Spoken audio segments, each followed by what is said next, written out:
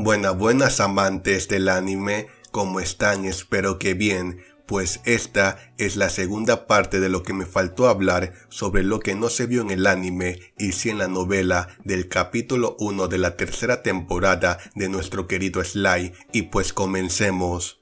En el anime, Rasen de una comenzó a hablar con los nobles sobre lo que pasó en la guerra contra los monstruos, pero en la novela, antes de eso, Rasen sintió una leve sensación de simpatía allí frente a sus antiguos camaradas. Su lealtad estaba ahora directamente con Diablo y no dudaría en traicionarlos. Todos enfrentarían su destino solos en función de sus propias decisiones, pero Rasen sintió una pizca de pena por ellos. Todo esto iba de acuerdo a las órdenes de Diablo, todo estaba planeado. Como sirviente ahora de Diablo, Rasen había recibido una sesión informativa sobre lo que su nuevo maestro pretendía hacer con ese reino. Entendió completamente lo que había que hacer para lograr esos objetivos. En una palabra, esa tierra se convertiría en el juguete del rey demonio. En el momento en que Falmu fue seleccionado como un tablero de juego, con todo aquí como peones,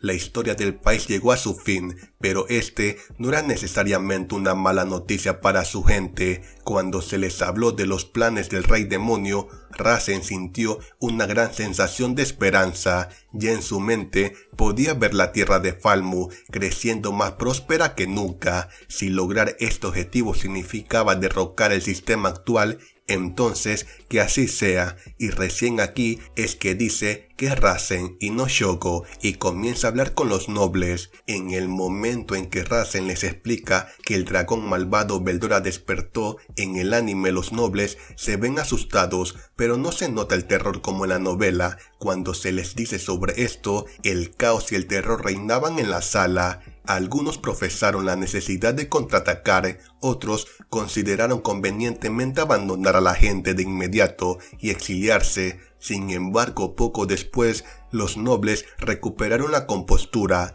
La calma regresó por un momento, solo para romperse mientras Rasen continuaba explicando lo que había sucedido en esa tierra lejana, la triste y totalmente inventada tragedia de cómo toda la fuerza de Falmu había desaparecido sin dejar rastro luego del renacimiento de Veldora. Otra cosa que no se vio en el anime y sí en la novela es cuando le preguntan a Rasen sobre los equipos de suministro que habrían estado estacionados detrás de las líneas del frente. Seguramente los caballeros que se encontraban ahí deben haber estado a salvo, pero esas esperanzas fueron selladas. Cuando Rasen se cayó con los ojos cerrados, ver esto obligó a todos a confiar en sus palabras. Los caballeros se han ido. Uno de los ministros cayó al suelo, estallando en llanto. Él fue quien preguntó por los equipos de suministro, en gran parte porque su hijo había sido enviado a uno de ellos. Su primera experiencia en batalla. Mantenerlo alejado del frente significó tirar de todos los hilos que podía, pero el resultado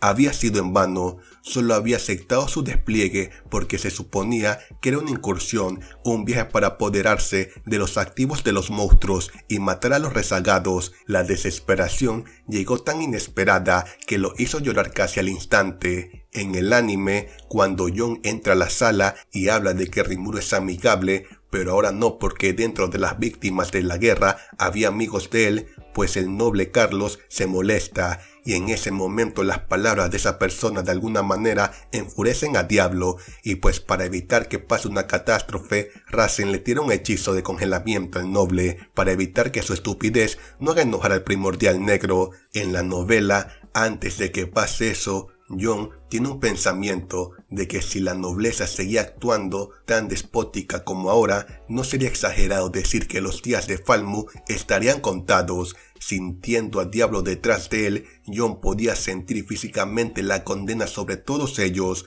Conocer a Diablo le enseñó a Jon sobre la verdadera maldad, le hizo darse cuenta de los pequeños bandidos que él y su grupo eran realmente. La maldad real no se molesta en tratar de untar a los hombres a cargos, no se inclina ante nadie, permaneciendo constantemente fiel a su voluntad.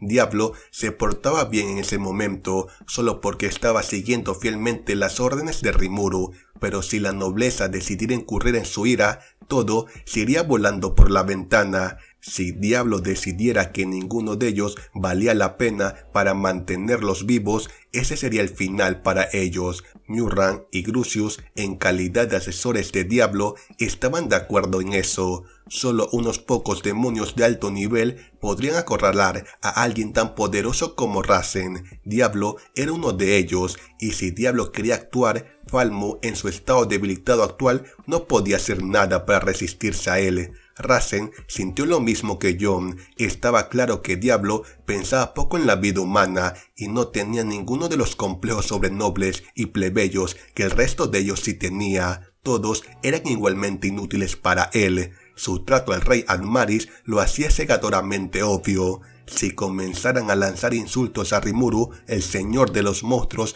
no tenían idea de cómo podría reaccionar Diablo. Carlos, con suerte, sería el único blanco de su ira. Si no lo fuera, entonces toda la vida inteligente podría ser desterrada de Falmo por completo.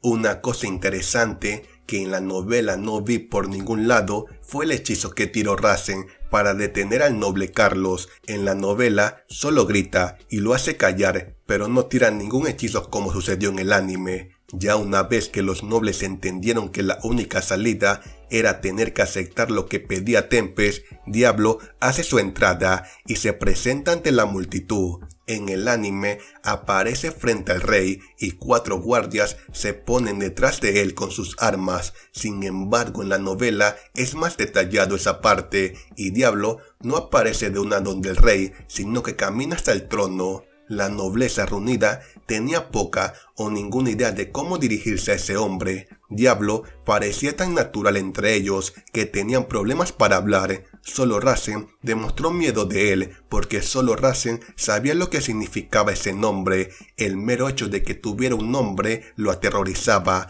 Algunas cosas pensó mientras miraba con envidia al público y suspiró. Es mejor que no lo sepan en absoluto. Otros, sin embargo, miraron a Diablo con sospecha. Esto eran la propia guardia real del rey, estacionados al lado de su señor y vigilando cada movimiento de ese intruso. Finalmente, cuando estaba a punto de alcanzar el trono, se interpusieron en su camino, solo para ser ignorados por completo, mientras Diablo continuaba trazando un camino hacia la horrible caja sobre el trono. El guardia ahora estaba visiblemente enojado, no obstante, estaba congelado en su lugar. Incluso si quisieran hablar, ninguno de ellos podría hacerlo. Según los cálculos del gremio libre, cada caballero en esa guardia calificaba con una A. No del todo una A, pero ciertamente por encima de una B.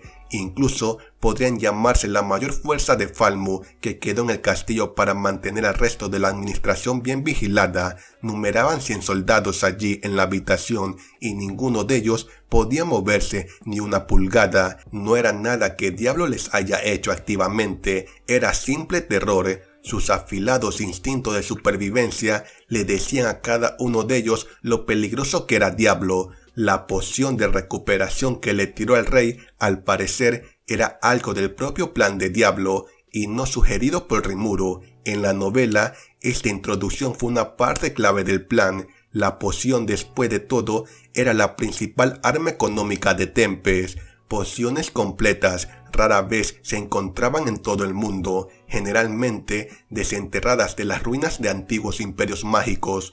Un sorbo podría realizar milagros e incluso la regeneración de las extremidades faltantes. Solo un elixir de renacimiento, un agente que proporciona nada menos que resurrección, podría superarlo. La receta se había perdido con el tiempo, aunque se rumoreaba que los enanos intentaban recrearla frenéticamente. Si se fabricara activamente, las personas de todo el mundo la buscarían. Diablo había escuchado previamente de Gavir y otros sobre cuán ansioso estaba Rimuru por publicar esta maravillosa droga. A diferencia de Jon, era un alumno entusiasta, aprendiendo todo lo que había que saber sobre Tempest en poco tiempo. Por lo tanto, a pesar de la gravedad de la situación, no desperdició la oportunidad de presumir un poco. Esa atención al detalle lo hacía destacar entre el personal de Rimuru. Era en cierto modo un ejemplo bastante extremo de la negativa de Diablo a comprometerse en todo lo que hacía. Y bueno, después de todo, Pasó igual al anime de las 3 propuestas que Diablo le dejó al reino de Falmu, y después de eso se retiró. Y pues se vuelve el momento en donde Diablo está con Rimuru. Sin embargo, en la novela, después de que Diablo se retira del palacio, lo siguiente que pasó es que el rey Admaris convocó oficialmente una sesión del Parlamento Real con toda la nobleza obligada a estar presente. La fecha límite de Diablo era una semana, así que la nación tenía que tomar medidas. El tiempo era esencial. Admaris comenzó resumiendo los eventos que lo llevaron aquí una vez más, con su audiencia escuchando en silencio. Rasen y Reya ya habían cubierto ese territorio, pero la horrible verdad de todo se estrelló contra los ministros como un maremoto. Los ministros y nobles comenzaron a hablar sobre el tema de cuál de las 3 opciones que se le dieron deberían escoger, y el rey Admaris escuchó en silencio eso, guardando sus pensamientos para sí mismo. Hermoso, tan dulce como una niña, pero una presencia tan abrumadora en persona. Este Rimuru, señor de los monstruos, es un temible rey demonio. De hecho, simplemente pensar en él hace que el terror brote desde el fondo de mi alma. El miedo en su corazón hizo que la idea de desafiarlo fuera impensable. Había quedado indefenso en una caja y no quería experimentar eso otra vez, y ahora tenía que convencer a los miembros para que vieran las cosas a su manera. En su mente aparecieron imágenes de derrota y los diversos tipos de tortura que había sufrido, y en el medio la ciudad del monstruo mucho más ordenada de lo que había imaginado, el nacimiento de un nuevo rey demonio y la resurrección del dragón de la tormenta era toda la verdad. Y Admaris sabía que significaba una amarga derrota para él. Alentado por la avaricia, había cometido un terrible error. Si se hubiera acercado en términos más amigables, tal vez podría haber trabajado juntos en una situación muy diferente, pero la oportunidad para eso se había ido. Diablo le aconsejó que era libre de responder a esas 3 condiciones como quisiera. En otras palabras, su respuesta no importaba mucho. Los objetivos de Diablo se cumplirían en cualquier manera. En cambio, razonó el rey, su deber era simplemente mantener las consecuencias al mínimo, y ese fue el enfoque que tomó mientras reunía sus pensamientos. La elección para el número 3 era un hecho. Una nueva guerra significaría la aniquilación desde el rey hasta el ciudadano más humilde. La segunda propuesta era más digna de debate, ya que significaba que las vidas y los medios de vida de las personas estarían garantizadas. Los detalles que disfrutó del horizonte de la ciudad monstruosa todavía estaban frescos en su mente. Incluso había visto aventureros entre ellos, sonriendo y riendo con sus amigos monstruos. Quizás no sea un destino tan malo después de todo. Admaris disfrutó la fantasía por un momento, pero rápidamente la disipó de su mente. Nunca podría suceder, nadie confiaría en un monstruo, no a menos que vieran esa ciudad por sí mismo. Se reirían de algo así, como de los delirios de un loco. Hasta ahora, la propuesta 1 ofrecía la decisión más obvia. La abdicación significaba que Admaris renunciaría, entregándole la corona a otra persona, y se le obligaría a jurar que nunca volvería a hacer la guerra. Había una demanda de reparaciones, sí, y aunque no había una base legal para eso, era difícil para él rechazarla. Conduciría a una paz mucho más rápida y más barata que continuar esta guerra. El rey les habló a sus ministros con tal sinceridad. Ya no hay una segunda oportunidad para nosotros, ninguna. Gracias a Rimuru-sama, señor de los monstruos, estoy aquí delante de ustedes ahora. No hay la próxima vez. Una decisión incorrecta más y las llamas de la guerra descenderán no solo sobre mí, sino sobre toda nuestra gente. Mi orgullo y honor ya no importan. Todo lo que quiero hacer como mínimo es asegurarme de que mi gente no se vea envuelta por esas llamas. ¿Qué podemos hacer para dirigir las cosas en una mejor dirección? ¿Qué hará a nuestra gente más feliz? Eso es lo que quiero que todos consideremos. Los ministros se congelaron de sorpresa. Su frío y calculador rey, el que siempre pone su propio beneficio por encima de todos los demás, estaba admitiendo sus errores y pidiendo a sus asesores que propongan una mejor idea. Su conmoción era comprensible. Todos miraron con los ojos muy abiertos a su rey, reflexionando sobre sus propios pensamientos. Cada uno de ellos se puso de pie, luego se arrodilló ante su rey, y así los presentes buscan el mejor camino para su país. Y después de aquí, volvemos como estaba en el anime con Diablo, terminando de informarle todo a Rimuru, y hay algo interesante en esta parte, la escena donde Diablo le da el postre a Veldora por el trato que habían hecho sobre la información, y Rimuru retándolo por llamar a Diablo y obstaculizar su trabajo. En el anime sucede apenas al comienzo del capítulo, cuando llegan a la habitación para probar el postre de Haruna, pero en la novela eso sucede ya cuando Diablo le ha contado todo a Rimuru sobre la compensación que tendrían que pagar si aceptan la primera opción que le impuso Falmu y todo eso. Y bueno, amantes del anime, espero que les haya gustado la segunda parte de lo que no se vio en el primer capítulo de la tercera temporada. Ya estoy contando los días para que salga el segundo capítulo para también darles este tipo de información. Y si no has visto la primera parte, te dejo el link abajo de la descripción. Y ya dicho esto, deja un comentario, suscríbete al canal y deja un like. Y hasta la próxima. ¡Chau, chau, chau, chau, chau, chau!